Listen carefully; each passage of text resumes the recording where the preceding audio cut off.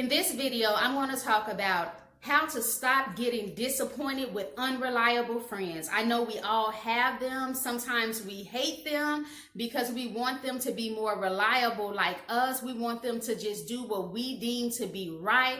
But hey, we have to understand that these people are not like us. They do what they do, they go about it their own way. So you can decide if you want to stick around for them or if you want to leave. So I'm going to give you some options here to how to make your life a little less stressful if you have an unreliable friend. So I know you need to stick around because I know you have one and you might be that unreliable friend.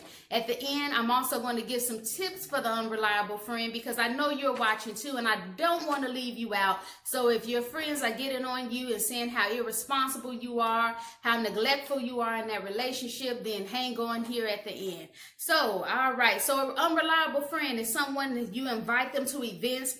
They don't show up to the event. They probably don't give you much notice. If they do give any notice, it's probably 5 minutes before, or you're already in the event having your birthday party and they're texting you saying they can't make it. You know, you expect this person to do these type of things. Why? Because they're unreliable for a reason. They've shown you more than once or twice that this is their pattern. Unreliable person is also late constantly for your meetups. You all might plan to get together at noon. That unreliable friend might get there at 12:40. You don't know what's going on. She gives you a text saying she'll be there in 5 minutes. 30 minutes later, she's still not there. And then another thing, you might ask them to bring something to a potluck. You say the potluck is at 7. You plan on people getting there about maybe 7:30. You know people are going to get there late. And then your unreliable friend gets there about 11 o'clock when people are leaving out the door with potato salad in hand and everybody's full. Nobody wants the potato salad. You end up storing it in your freezer or putting it in the refrigerator and throwing it out a few days later. An unreliable friend can also be unresponsive. They'll make plans with you. You try to get back with them and then they don't return your call, or they return your call maybe about a week later and you're like, you know, like nothing has ever happened. You know, these are the type of friends I'm talking about. So how to deal with this issue? Glad you asked. So one thing I would say, since you notice that this is a pattern, is to address it. Address it sooner than later. Just go ahead and tell the person what it is that's irritating you. Like, for instance, if the person is always late, you can say to that person, hey, I noticed, you know, we plan to get together. I'm there on time. You get there about an hour later, 10, 15 minutes. I can understand. I find it a bit inconsiderate that this continues to happen. I'm just sitting here waiting on you. If we're going to continue to hang out, I need you to get there, you know, on time. You know, these are things you can say. Feel free to address the issue. But what I will say is, even if you address the issue, if this is their pattern, it's probably nothing personal against you at all, and they're going to continue to be unreliable. Why? Because this is who they are. You might ask, why are they like that? Some people have hectic lives. They're not good at planning. They're late to work. They would be late to their funeral if it's possible. They're late to their own wedding. You know, everything that's going on in their life, they're late. They might take on a lot of responsibilities, and in their heart might be in a good place. They might think that they can fulfill all these things to all these different people, but they actually can't. So they end up getting overbooked, overworked, and then they can't, you know, manage and function. So they're all hectic. So it's really nothing to do with you. So what I would say is, before you even think about addressing it, is understanding that this may not be personal at all. You can't expect this person to be reliable as you would want this person to be reliable, because they are not you. I know sometimes people say, well, common sense says that you should do X, Y, and Z just like A, B, and C. And everybody should know that. Well, that's the thing. Not everybody operates with you. That's why you like the way you do. So you'll have to be more compassionate with this unreliable friend, or decide that this isn't what you want. It's up to you to say, hey, this doesn't work for me. I'm going to move on. All right. Another how-to of how to address it. If there's no change with the person, you talk to the person about how irritated you are, you know, you feel inconvenienced and they still don't change, you can plan around that person. What I mean by plan around, if you know that that person is typically an hour late, then you can also show up late. believing that this person is going to be late, so then you can show up late. If you decide to show up on time, maybe you can invite other friends. That way, unreliable Jackie comes, you all are already sitting down. I wouldn't say to wait on the person before you order, because you don't want to irritate yourself any further. We're trying to reduce the disappointment. So go ahead with your other friends if they're there. Have your drinks, get your appetizers. If Jackie's still late, order your food. If she gets there before you all leave, fine. If she doesn't, fine. Even when she gets there late, you don't have to stay extra long just to make up for that. Make life stress-free for yourself. Or if you can't have other friends come out to wherever you and Jackie were meeting up, search out the area and see what else you can do in advance, because Jackie's going to be late. Is there a Sephora, a MAC you can go plan the makeup? Is there something else you can do, to keep yourself busy until she gets there?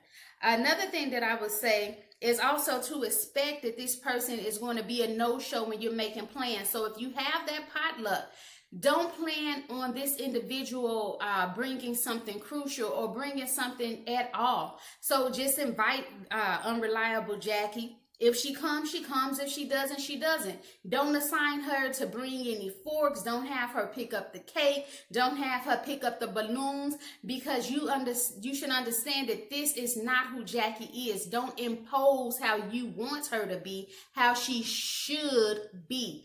Understand it is what it is. She is not that. Don't assign her for anything. If she begs and just says, oh, I need to bring something. Oh, I need to bring something. Tell her to, hey, if you need to and you can, bring something a day or two before.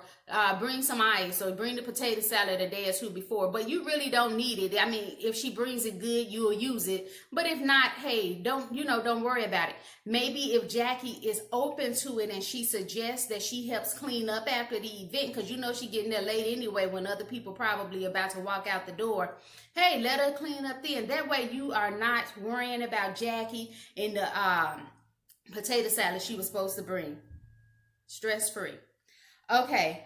And also with Jackie, you can stop inviting. If this is just so upsetting for you and you feel like you cannot deal with it because she does not show up to events, it's okay to not invite this person. Just for instance, your child might have graduated from elementary, middle school, high school, college, graduate school, and you invite Jackie, and you notice Jackie didn't come to 3 of those invites. There's no need to invite her to the 4th and the 5th. That's totally fine. And if she asks you, well, why didn't you invite me? You can just be honest. Well, hey, you never show up anyway, so I didn't invite you. And that is your right, then just move on. So basically, it's just planning around these people, understanding that it's not always personal. But I will also say about the unreliable person, I think sometimes it is personal, and maybe they just don't want to hang out with you anymore, and they just haven't had the the means to tell you that. And sometimes I think too that we just go so long and we don't want to be mean to people, and we just say, yeah, I'm going to do it, but really we don't want to do it. So at the end, the last minute, we end up backing out saying, oh, something came up, instead of just saying, oh, I just really don't want to hang out with you. So some tips right here for the unreliable person. And I think anyone can use these tips, so hang on here, because I think even though the most reliable of us, the most anal retentive of us, I think we still have some places within us where we're not always showing up as we should. So one way to be more reliable is don't say you will call back at a certain time, unreliable person. That's one thing that irks me. If someone tells me, if I'm expecting their call and they say, oh, Samyra, I'm going to call you back at this time, and they don't call. So, if you tell someone you're going to call them back, just give yourself some wiggle room. Don't say what time. Just say, I'll get back with you at another time. Don't say, I'm going to call you at 5 p.m. tomorrow, because that person may be expecting you, especially if you all are trying to make plans. So just say, hey, I'll have to get back with you, and leave it at that. And then also, unreliable person, you can say you'll try to make the event, but there's no guarantee. And what I like to add at the end of that is just saying, I got a lot going on. And that can be totally true. So if you let people know, hey, I got a lot going on. I hear what you're saying. I hear what you're inviting me to, what you want me to do, but there's a chance that I will not be able to make it. That way you've already given yourself that exit. They're not depending on you, you know? Also, you can say, if you're going to be late and you still feel that you want to contribute to the party because people are accusing you of not contributing, like I said, you can see if you can hang around at the end and clean up. If you're not into being the cleanup, the maid person, you can go ahead and see if there's something you can contribute to before the party and make sure you get there. Or you can ask that person, hey, what's your Cash App, PayPal? I'll send you $30, $40, and I'm not going to agree to go out and buy anything because I got a lot going on. But here, you can take that money and use it, and you buy, and if I can make it, I'll make it. If not, I can't, but keep the money. All right. Another thing you can do is before you commit to anything is to tell the person, hey, I'll call you back. I'll think about it. The answer may be no, but I'll call you back and get back with you. The reason I say that is because I think unreliable people have a tendency to sometimes want to please and to overextend themselves. So they'll quickly say yes and commit to doing things, and they really haven't thought it through. So to protect yourself, give yourself a time to think about it. Tell them when you'll call them back later. Try to call them back as soon as possible, but I know you're unreliable. But do your best and give them the answer then. And one last thing. So just to the people who get irritated with the unreliable people, just to remember to pull up your big girl panties and to accept that this is the relationship. You cannot change this other person. If you value this friendship, meaning they bring other things to the table, like maybe they're very kind, they're very generous. When you do get them on the phone, you can talk to them. They give you great motivation, good advice. If this is a friendship that's worth holding on, you're going to have to navigate around that hurt that you don't like. We all have something about us that somebody else does not like that irritates our friends. You may think that you're the best thing since sliced bread, but sis, no, you're not. There's something about you that others can't stand, or they find it a bit annoying. So be compassionate and understand that there's things about you that's annoying. There's things about other people that's annoying too. Me personally, I can't really deal with the unreliable person because for me, I just don't like it. I don't like sitting around waiting on people. I just don't. I can't do it. So I understand that I may address it, but if it's something that continues to happen, then I just pull back. It's not saying that the unreliable person is a bad person. It's just saying that the kind of person I am, I know me. I know who I can deal with, who I can't deal with, and then I just decide to end it. But if it's a good friend, don't end it. Why do it? Hang on and, try to salvage that relationship. So if you like the content that I'm creating, go ahead. Don't forget to like, to subscribe, and hit that notification bell. My content here at TellSamyra, I talk about friendships, the good and the bad. I talk about toxic and narcissistic families. Also, if you have a friendship issue or a troubling family issue, you like my advice and like to see me presented here, I will keep your name a secret.